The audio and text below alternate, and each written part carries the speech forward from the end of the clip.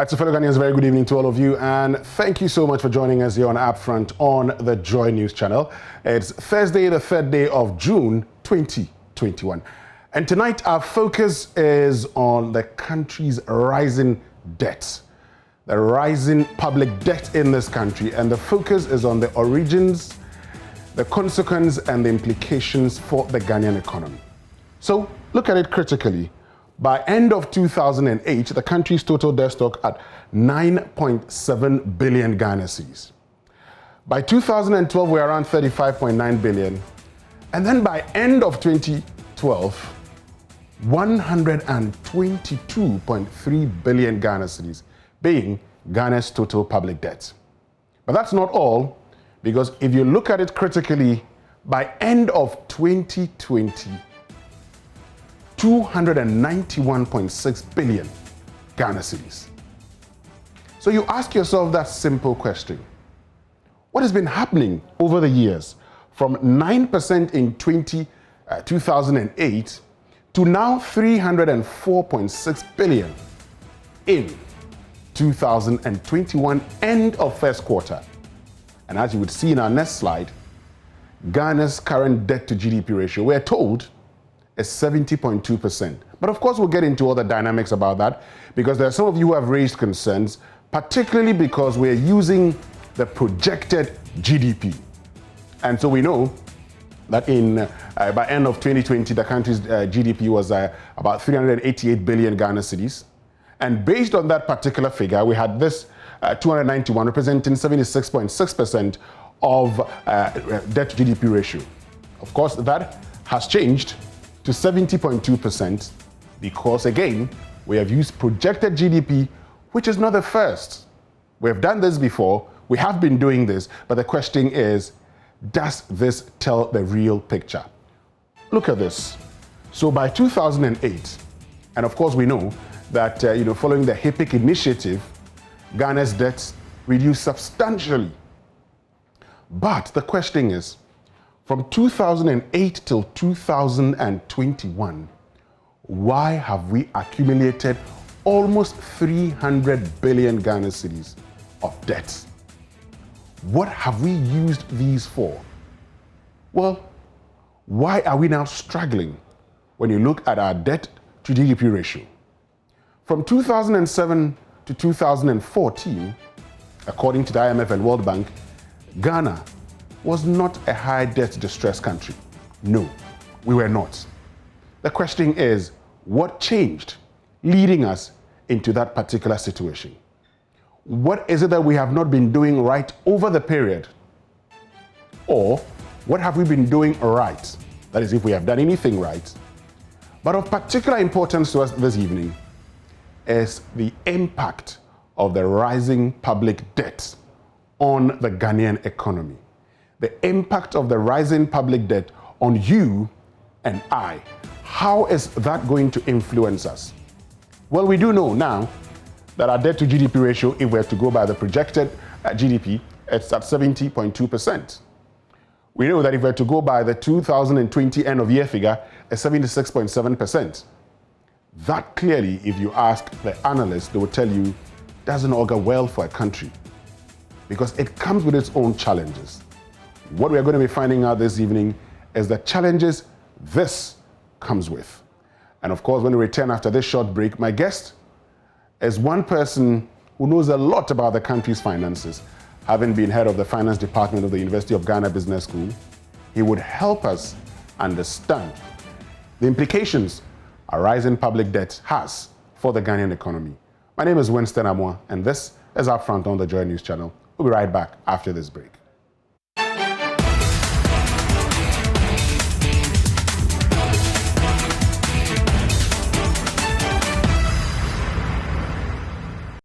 All right, so welcome back, and thank you very much for staying with us here on Upfront on the Joy News channel. And our focus this evening is on the rising public debt.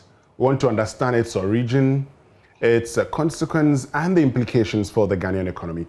And tonight we're joined by Professor Godfred Bobking, who is the Dean of Students of the University of Ghana, formerly the head of the finance department of the University of Ghana Business School. Professor Bobking, good evening, and thank you very much for joining us.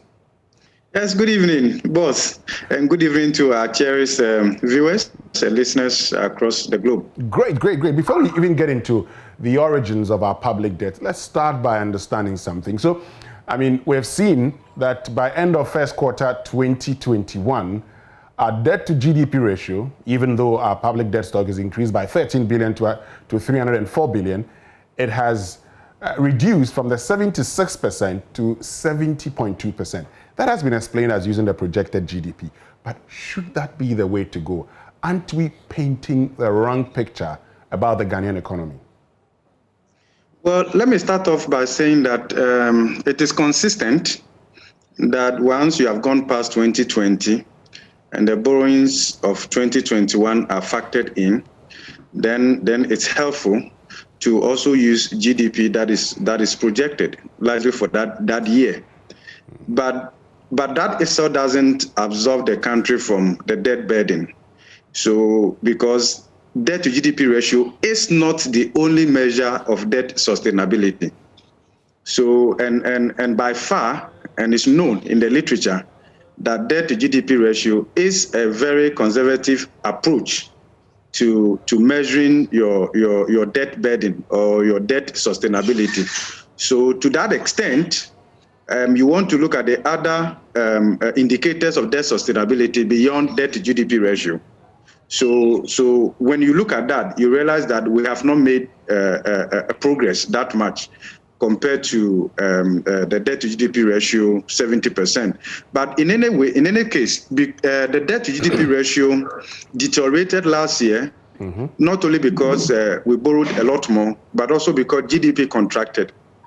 So exactly. Because you are only dividing your debt stock by the size of the economy measured by GDP. Yeah. So when the denominator contracts, then there's going to be a problem when the numerator is also increasing. But then you get to a point and you realize that even though your debt stock in nominal terms is going up, the debt to GDP ratio may be coming down because the rate of growth of the GDP is higher than the rate at which you are adding to the debt stock. And therefore, the outcome variable may come down. But the debt to GDP ratio may not tell you everything. And it doesn't tell you everything. It basically tells you how hard would it be to pay off the country's debt with 1 year's national income output. But there's no requirement really to pay off all our debt using 1 year's outcome, if you look at the mathematical definition, because we borrow against future cash flows. And in reality, when you borrow and you invest the proceeds in enhancing the cash flow generation capacity of the economy, you enhance the wealth of the nation. But that itself is not reflected in the debt to GDP calculation. And therefore, the debt to GDP ratio typically is a poor measure of the debt sustainability of the country. And that is known, it's baseline. What would be the best measure of the debt sustainability of a country? So when you look at the framework for determining debt sustainability as developed by the IDA, the International Development Association, the World Bank Group, the World Bank, the IMF, there are other forward-looking debt sustainability indicators that tell us a lot more about the criticality of the issue at hand beyond the debt to GDP ratio and even beyond the rate of debt accumulation. So here we talk about present value of debt to GDP ratio. That is more forward-looking. We talk about present value of debt to export ratio. Why is export important? Because of the foreign component of the debt stock. Sure. So once your foreign earnings align well with your foreign debt, you are covered to some extent. So when you take dollar-denominated, euro-denominated, sterling-denominated, and your generation capacity is denominated in cedis, but your servicing obligation is denominated in, let's say, foreign currency, then your foreign earnings, export performance plays a key role in judging your debt sustainability. So we look at present value of debt to export ratio. We also look at debt service to export ratio. But a more liquidity measure is what we call the debt service to revenue ratio.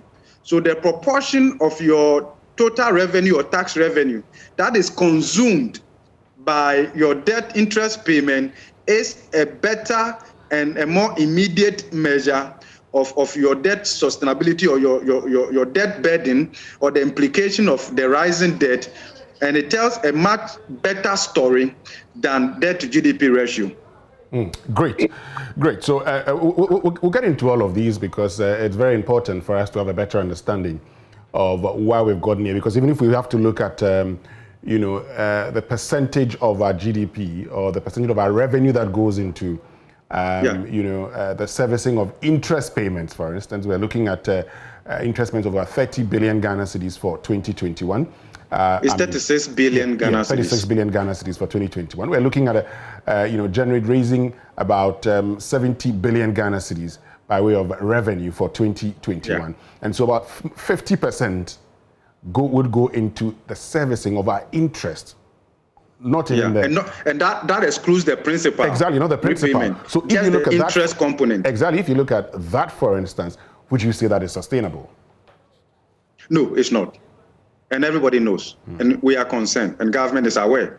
So if you look at the tax measures contained in the 2021, it summarizes government's understanding of the rising debt and the fact that the state cannot continue to shoulder that debt burden, and the state would have to shift the burden of that debt to the citizen and the private sector through hike in taxes. And that is what you see in the 2021 budget, and it's expected to continue for the next 3-4 years.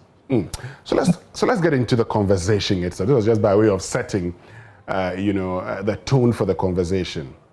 By 2006, Professor Bob King, following the HIPIC and the MDRI, our debt to GDP ratio was about 19%.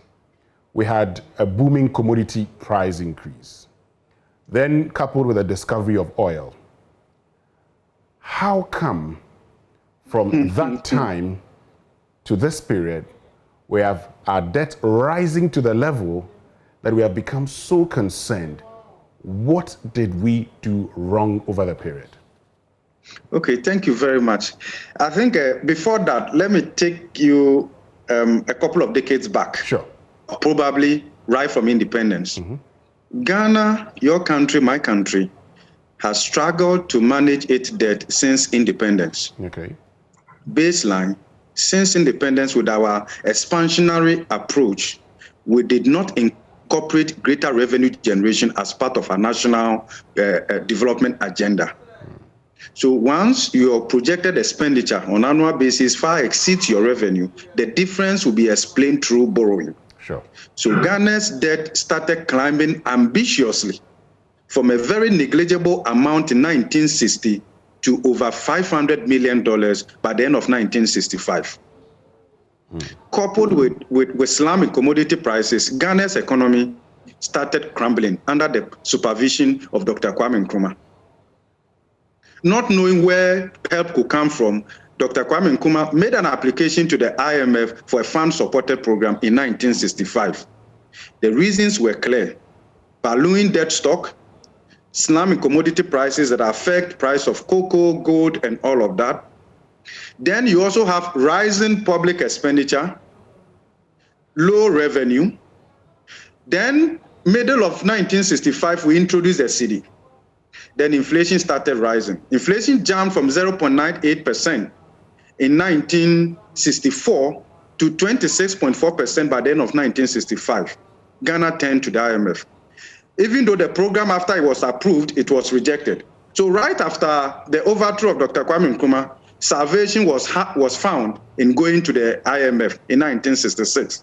And that explains the reason why, since Ghana officially joined the IMF on September 20th, 1957, Ghana has been to the IMF 16 times and probably still counting. So we went through all of that. So the IMF program with Ghana from 1966 reduced the debt a bit, even to the point of when General Achampong took over and unilaterally repudiated on our debt. At that time, Ghana's total external debt, Winston, was just $94.4 million. And this was what the Achampong said here in Tia. I almost said, if you remember, but I'm sure the literature would inform us as we go along. Yes. So this has been Ghana's history. Even to the extent that by the end of 2000, Ghana's debt to GDP ratio was approaching 130%. Yes. We're spending more than 60% of our tax revenue in debt servicing alone. 2 years before that, HIPIC had been developed in anticipation of countries like Ghana. So salvation was found in HIPIC, as you rightly mentioned. So we completed the HIPIC in 2004 and also finished the multilateral debt relief initiative in 2006. Yeah. And as you rightly said, when we were done, Ghana achieved a combined value of debt forgiveness. I mean, essentially saying that in addition to forgiveness of sins, we had forgiveness of debt to the tune of $4 billion. Ghana's debt to GDP ratio came down to less than 30%. What that meant was that we had fiscal space.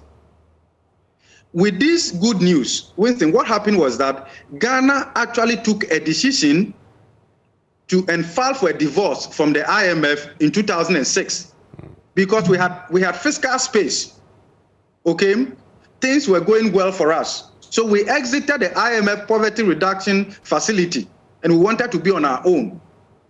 On the strength of that, we did credit where the credit rating had a B+, and Ghana entered the international capital market in 2007 with our first Eurobond. Sure. Less than 3 years or so, we made a U-turn.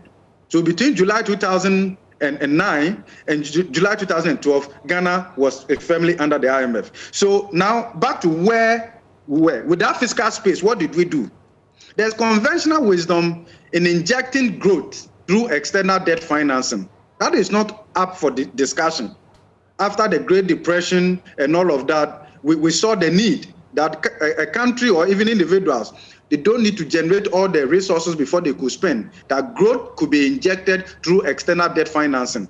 So that is established in the literature. But then what happened with us? So with this fiscal space, we started borrowing ambitiously. And what came along with the borrowing was rising interest costs, and I'll demonstrate that very soon. Sure. Now, so from where we were, end of 2008, debt stock 9.5 billion cedis, then we started climbing.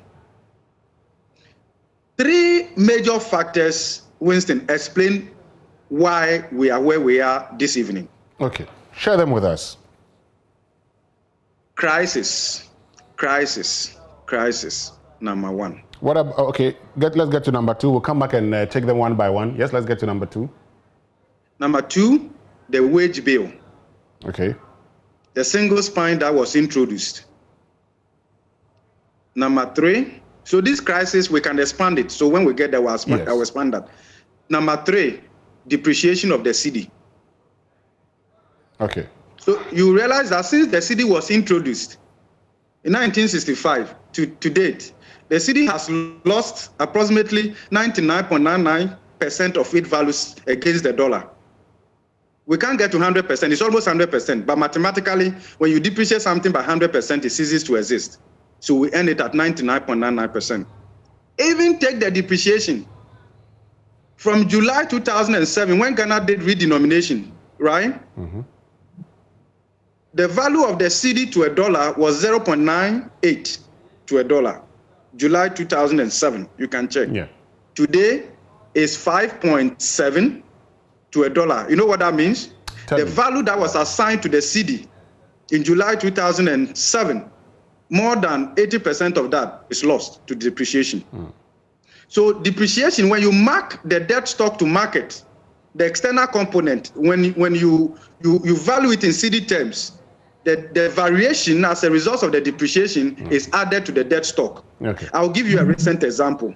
So for instance, in 2019, depreciation of the cedi alone added in excess of 12 billion cedis to the national debt stock. In other words, our national debt stock went up in 2019 by more than 12 billion cedis, not because Ghana took fresh debt, but it was simply because the cedi depreciated cumulatively against the major trading currencies. That reflected in the currency composition of our debt stock. Okay. So these are the 3. If you permit me, I will then look at the first one, crisis. Yes, let's look at the crisis. All right. This crisis, you can look at commodity crisis reflected in there. You can also look at two major crises that defines where we are now, and then we can add the current one. Okay. The energy sector crisis that affected the real sector of the economy, affected government revenue generation, and we needed to scale up in terms of investment in the energy sector. The way we managed that crisis manifested explicitly in debt formation. So Winston, when you look at the graph and you look at the rate of growth of debt stock from 2012 to 2013, 2014, and again, of course, it started moderating from 2015 because the IMF program had kicked in from then. So you realize that this crisis, our ability to manage this crisis manifested explicitly in debt formation. So you can look at that. Then within this period, we started implementing the single spine that also increased the wage bill. Okay. So with revenue, of course, we had become a lower middle income country because we rebased the economy. We slept one night, woke up the next day, and we became rich all of a sudden, but it didn't reflect in our pockets. And we started behaving as though we were rich. So the single spine increased government expenditure. And once we could not generate sufficient revenue, the difference together with other expenditure items would have to be explained through borrowing. Let me get in at this point and ask you a very simple question. Was it wrong to have implemented a single spine at the time we did? My considered view that the single spine was appropriately designed, but poorly implemented. Why was it poorly implemented? When you say it was poorly implemented, how was that? There was a broad consensus about making adjustment to the compensation structure. The way we went about it with the implementation and the negotiations and all of that, I think did not go well. And then with the elections coming and all of that, organized labor had a better bargaining power against the government. If you remember, there were several occupational groups that went on strike, on demonstration. So we know, for instance, that by the time others even sat at home for 8 months, asking for a proper placement. On when they were placed, they got all the arrears. Yes. For no work done, for nothing to show for. So we know that when Jacob was about to leave office, he announced the implementation. It was put on hold till eventually took effect by middle of 2010. When you talk about its implementation, what was wrong with its implementation? So there are so many factors. I believe that if you look at the structure and the design, the framework, we did not go strictly according to that. And when it gets to the point where then it's negotiation and lobbying, using strike, threats, the impending election, because the government wants to win and all of that. So you realize that we lost control a bit. We need to admit we lost control a bit. In that process, the necessary rationalization was compromised. Okay, so we still had a lot of ghost names. So ghosts, in addition to the living, were all migrated. We had all these challenges. If you remember, one of the objectives of the 16th IMF program was to freeze recruitment into the public sector. All these things were geared towards containing the wage bill. Okay. Because the necessary rationalization and the job losses that should have probably come along, we didn't have that political will to be able to do that. Okay, so a lot of factors in terms of even the placement, and even as we speak, there are still different occupational groups that have issues with the placement, and other service conditions haven't even been negotiated consistent with the framework of the single spine. Okay, so let's look at that's just by way of the way. So that was the in terms of the crisis, energy sector crisis. So you could see the effect of the energy sector crisis on our debt stock. And even we are not out of it yet. Okay. That same energy sector, because of the overinvestment in that sector with excess capacity and all of that, is the single biggest black hole in our financial envelope today. Because by 2023, if we are not careful, we'll be paying in excess of $12 billion in terms of all these arrears and excess capacity charges and all of that. Come on, this is a very small country, okay? And there's no way that with this kind of inefficiencies in the sector and across so many other sectors, I'll come to that, okay, that the country will be able to do well. But Professor Bokpin, you don't need a prophet to tell you this. The government has consistently over the period talked about how it seeks to renegotiate these agreements. Yes, we've been told of how that has cost us, 12 billion Ghana cedis already, adding up to our current public debts. But over the period, that's been the government's position. So why should we consistently be talking about we're renegotiating, and yet nothing concrete seems to be done?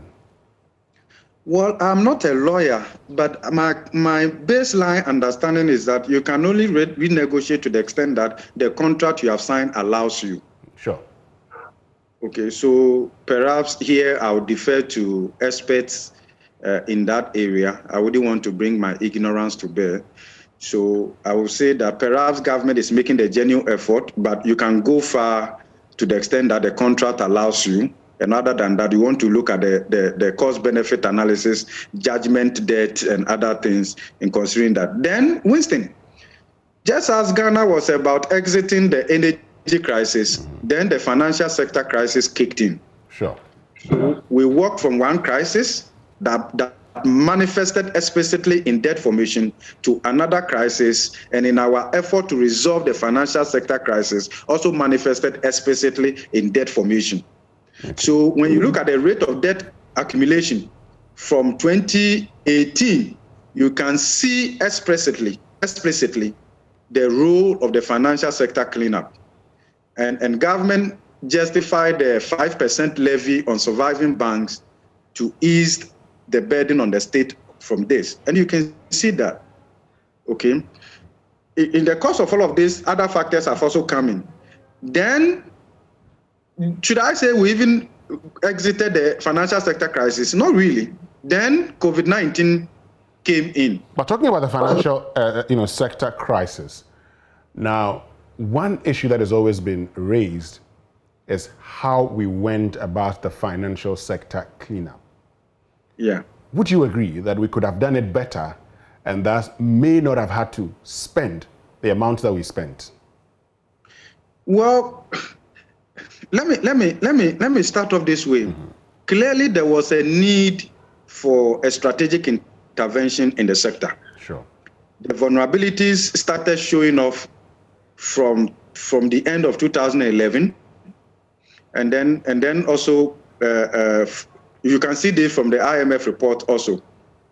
Then the energy sector crisis actually affected the real sector of the economy and also impaired the balance sheet of a lot of companies in the real sector of the economy, which also affected the ability to service their loan, both the interest and the principal. And all of this started resulting in rising non-performing loans in the financial sector. And once you see that going up beyond a certain point, then you know that something drastic has to be done, because it's going to affect the liquidity position of those financial institutions. So we saw that happening. So as for doing something about it, I think that we cannot debate that. Whether the cost we have incurred in resolving that is justifiable is difficult for me to say now because of lack of data. I'm saying so because I believe that one of the things that maybe Bank of Ghana could have done better would have been a bit more transparent and greater disclosure in their approach. We saw how the US resolved their financial crisis of 2007, 2008, the transparency even involving Congress and all of that. So when you do that, then it doesn't leave room for people to speculate and suspect and all of that. And then we will have a fair idea of how much it would actually cost us to resolve the sector And then we all agreed that, yes, let's go because it has to be done. But in any case, this is not to suggest that Bank of Ghana has done something wrong, because largely consistent with the Banks and Special Deposit Taking Institutions Act 2016, they were granted powers. Exactly, but you're telling us that, so if I get you clearly. Yeah, because some of the issues are in court. Yes, we're not getting to the court issues. We need to give the affected parties also the benefit but of I'm the saying doubt. that if I get you clearly, you're suggesting that there was a lack of transparency on the side of the Bank of Ghana in the financial sector cleanup, right? I think we could have done better in terms of transparency and disclosure and greater stakeholder involvement in all of this, because this is something that ultimately we are being called upon to pay. Okay, once the monies didn't come from individual pockets and the state is absorbing that cost, then I think that we need. But baseline, certainly something has to be done. Something had to be done. Because even before to 2017, technically some of those banks had failed. Technically, if you look at the indicators, okay, financial sector soundness and all of that, some of those banks were working even though they had died. Okay, talking about stakeholder consultation, what sort of stakeholder consultation are you proposing should have been done? I believe that some way, somehow, Parliament could have played a little bit of a bigger role. Civil society, some kind of broader consultation. What role were you expecting Parliament to play? What role were you expecting Parliament to play? There has to be a plan to resolve the sector, and that plan had to be discussed. And then we all know the cost. And perhaps alternative ways of resolving it perhaps could have been brought forth. But we cannot take it away from Bank of Ghana that the way and manner they acted was quite swiftly, and that has saved that sector.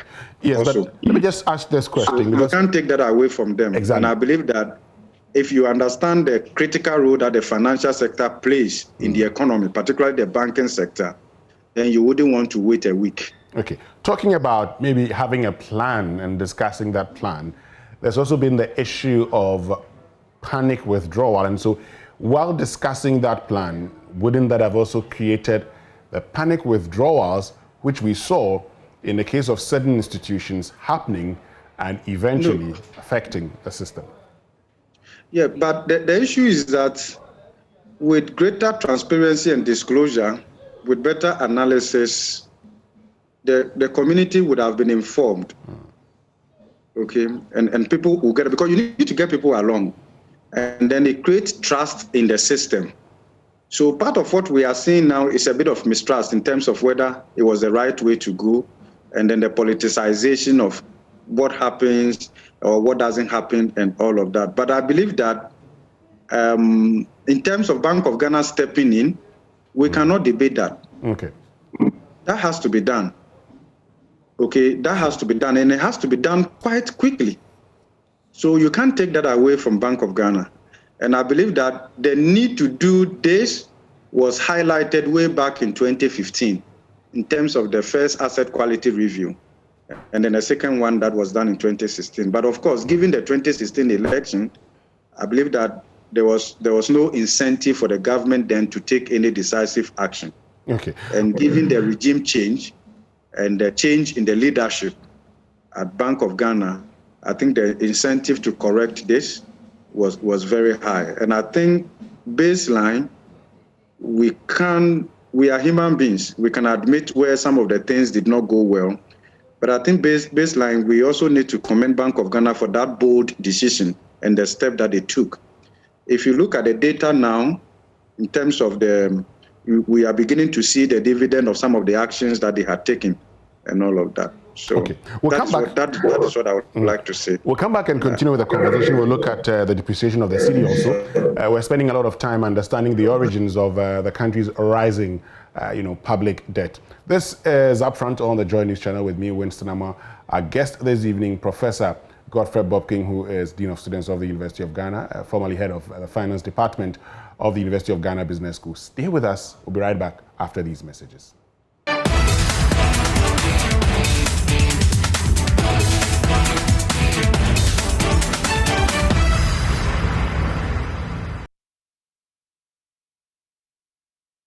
All right, so welcome back, and thank you very much for staying with us here on the JoyNews channel. This is Upfront, and tonight our focus is on Ghana's alarming public debts.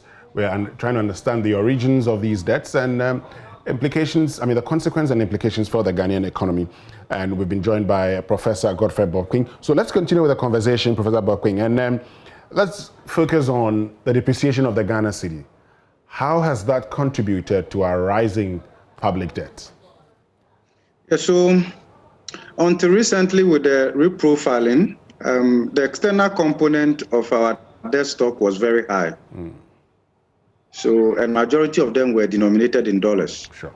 Then you have euros and then sterling, and then a little bit of yen, and the rest of them. So assuming the rate at which you could trade cedi at the beginning of the year was, let's say, three Ghana cedis to a cedi.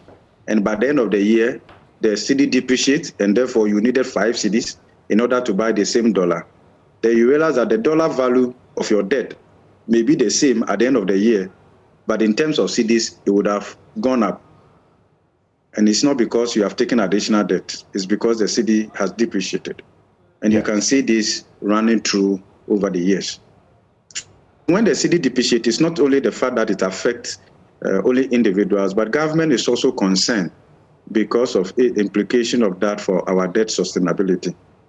And particularly when you look at the debt management report, which has been produced since 2017, because of the passage of the Public Financial Management Act that requires this report to be laid before Parliament, you can see over the years also the role of the depreciation of the cedi.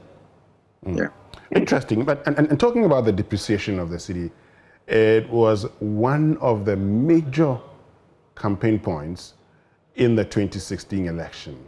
Yes. Would you say that over the last 4 years we have performed well when it comes to the management of the cedi? Well, maybe depending on which party you belong to. Well, also, you are not a politician. Sometimes it's almost like a multiple choice. You are in academia, so you'll be the best person to tell us how well we've performed over the period. I think we haven't done badly, but I would say that we could have done better because how the cedi performs may not have much to do with the cedi itself, but it's a reflection of some underlying issues. And I believe you remember the famous saying, the fundamentals of the economy. Okay, so once the fundamentals are taking shape, then you want to see that this is also reflecting in the performance of the cedi. So, but whether we like it or not, the cedi will depreciate by a certain margin. When it goes beyond a certain point, then we are all concerned because it's a small open economy. And other factors explain why, regardless of how well we perform in terms of our economy, a certain level of depreciation would have to be accommodated. Talking about if the fundamentals are weak, would you say that what we are experiencing is as a result of anything to do with the fundamentals? Would you say it's as a result of a weak fundamentals we're being exposed? Well, at some point you can see that, but you can see from 2021.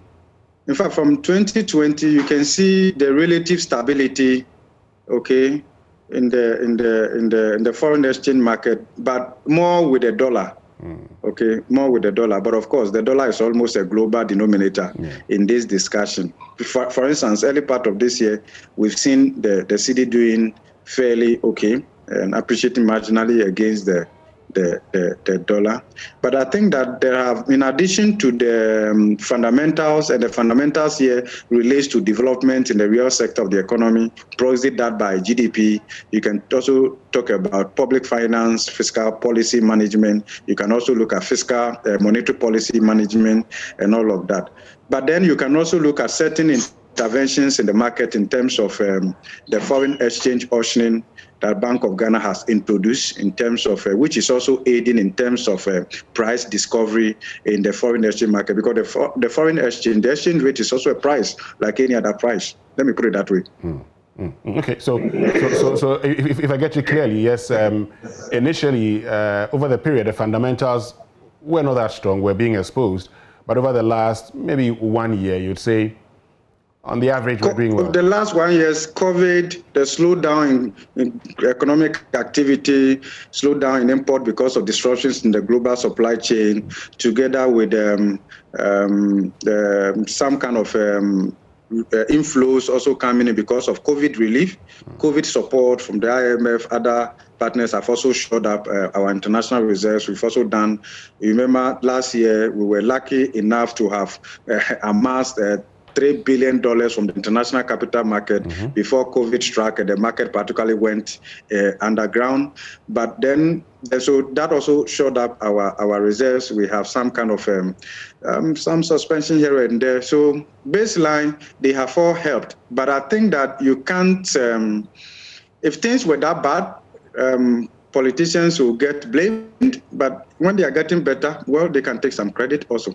But how sustainable would this be is also another issue. Exactly, I mean, because you make the point, which is the situation that because of COVID, our imports naturally has gone down. And so the demand on the dollar isn't like it used to be. So we're seeing, and we've also had a bit of dollars coming into the country. Yes, you talked about, you know, the Eurobond and also the special drawing rights. I mean, the IMF having to come to our aid. So all of these would have helped us. And so maybe while we can say that we've done. But don't take away what Bank of Ghana is also doing in terms of. I'm not taking it away, but yes, but the point that you've made would, you know, confirm the argument by many that a lot of the reasons why the cedi is performing against the dollar is also because of how COVID itself has shaped the global economy, and as a result, a lot of the demands on the dollar from our end isn't moving on. Let's move to, and I mean,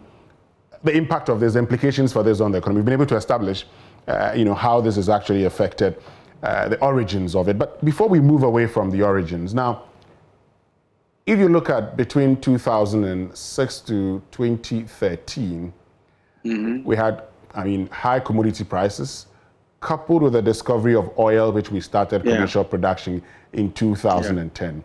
Now, that certainly gave us a bit of a leeway to get into the financial markets and be borrowing. Now, did we engage in responsible borrowing within that period? If we did, the outcome will be there to support you. I think because of the statistics we have now, it's very difficult to say that we borrowed and maybe we invested them appropriately. I don't have the data, but baseline, we hardly explore greater efficiency in public sector investment. A clear case has to do with the energy sector, the overinvestment in there, and we are all paying for it. We are paying for some level of inefficiencies. We are paying for inefficiency from generation, transmission, distribution.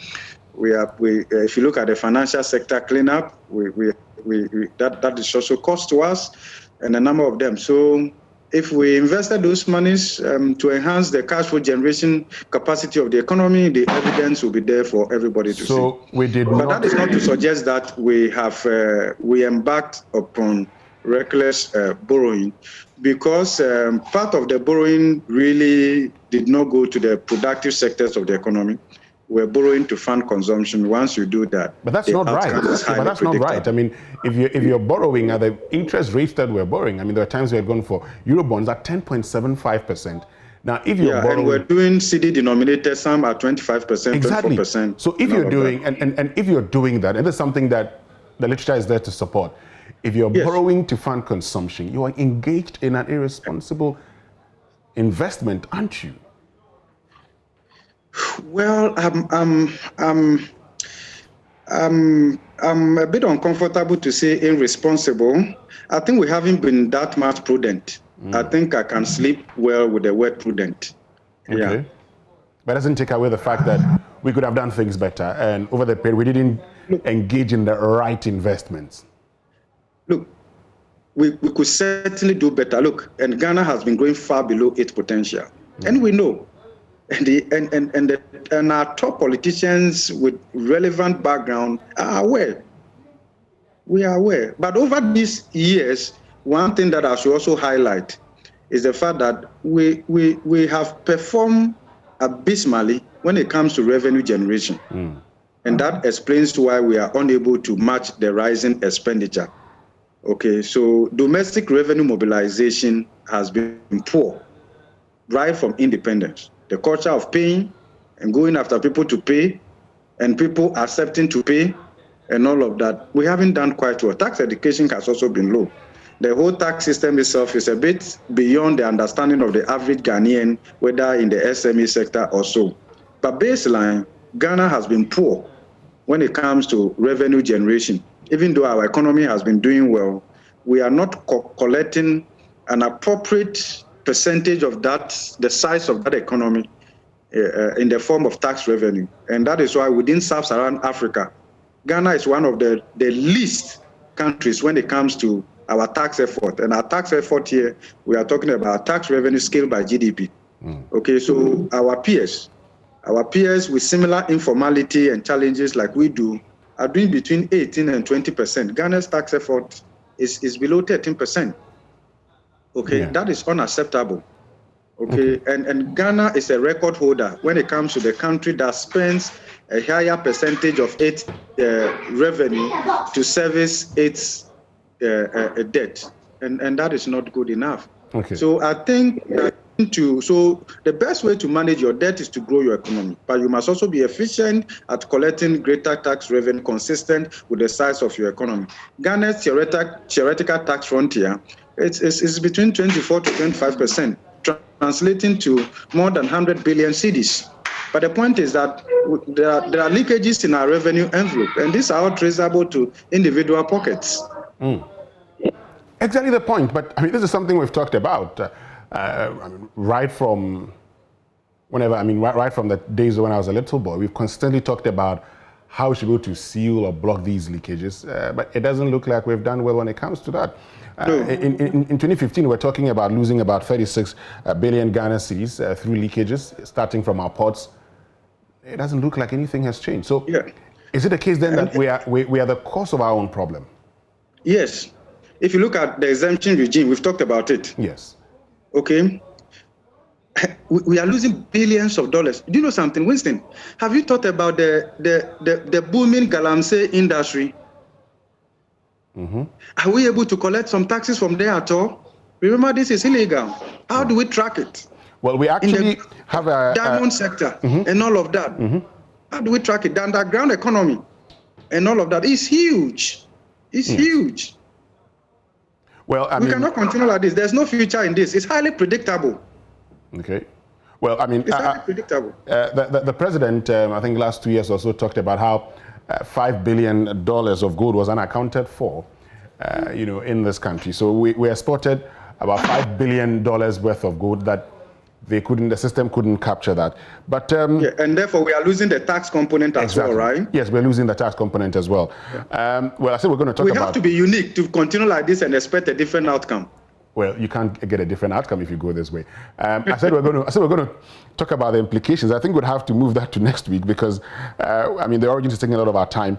But there was one thing you said when you talked about the times that we've been to the IMF. When you talked about having been to the IMF 16 times, you talked about 16 times and counting, an indication that we may have to go there soon based on how the economy is running. Is that what you anticipate? I think others have suggested that we need a program to ambitiously reduce the deficit in terms of fiscal consolidation. I have a different view, actually. Any decision to go to the IMF must be thoroughly interrogated.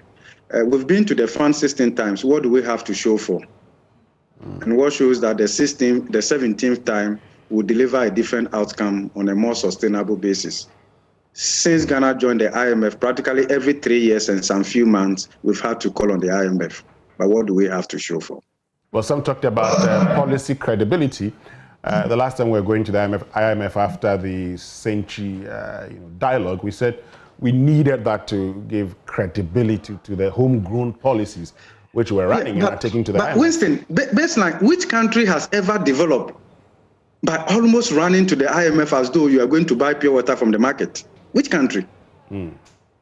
Do you have any country to show us an example? Tell me if you have any. Yes, when we need help, we can go for help. But let's remember that the best helping hand that we can find as a country is at the end of our own arm. Okay. If Ghana is incapable of developing Ghana, forget about it. Wow. I'll take that as your closing thoughts. We have to come back next week and talk about the implications for the Ghanaian economy.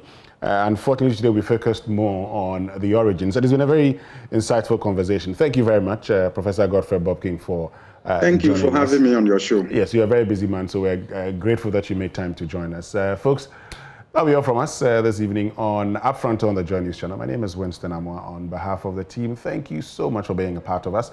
Join us same time next week, but of course tomorrow morning I'll be on the Super Morning Show on Joy 99.7 FM. Do listen and do tune in also. My name is Winston Amwa. Have a good evening.